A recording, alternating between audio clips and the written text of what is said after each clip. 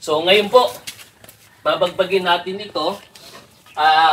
I just don't know kung pupunta si Apen, sabi niya after lunch. Then mamayang hapon, pupunta po kami sa Sagpat. Manghuhuli po kami ng abal-abal. That is June beetle. Yung kinakain pong sa lagubang.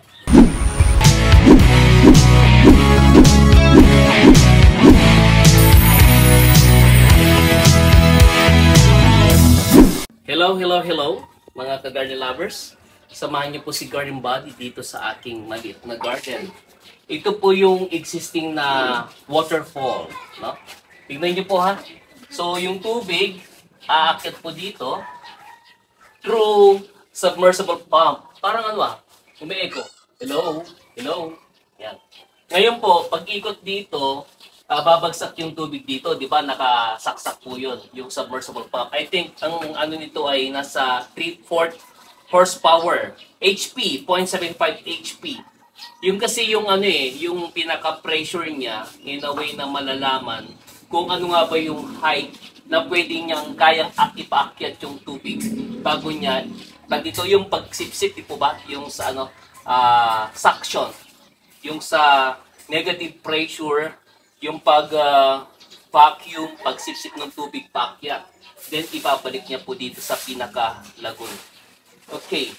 Ang gagawin po natin dito, kasi magkakaroon po ako ng revision, no? Kasi pangit na rin po yung dito, yung bintana.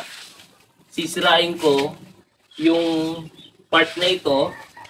Itong dalawang plant box na ito, nandyan lang yan, mariretain yan. Then magkakaroon ngayon ng access papunta doon sa likod. Dadaan po doon. Papalitan ko na po yung bintanang yan. Then right here, magpapagawa po ko dito ng plant box. Tapos lalagyan ko na lang ng halaman na maki. Okay? So parang pinaka-fence na lang. Para yung access papunta po doon kay Papa Tony sa likod, may dito na manggagaling sa area na ito. Hindi na po iikot doon sa side na yon. And most probably, yung pong area po dito, masasarado na po yan. And yung doon po sa likod kasi, meron namang isang waterfall doon. Yung lahat ng tambayan, kung saan maglilitsyon ng baboy pag may okasyon, kung may inuman, may bar po doon, may tambayan doon na kainan, doon lahat po sa likod. Ayan. So ngayon po, babagbagin natin ito. I just don't know kung pupunta si Apen, sabi niya after lunch. Then mamayang hapon, pupunta po kami sa Sagpat. Manghuhuli po kami ng abal-abal. That is June beetle. Yung kinakain pong sa lagubang, yung kulay brown.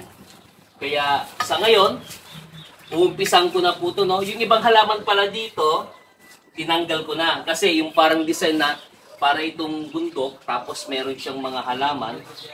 Yung parang gano'n lang, yung parang design na ganong approach.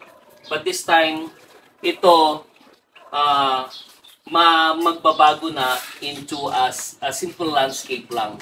Para yung access lang dyan ay magawa. Okay, yun lang po, no? Update ko na lang po kayo. Again, Daylord, your garden buddy. Bye-bye.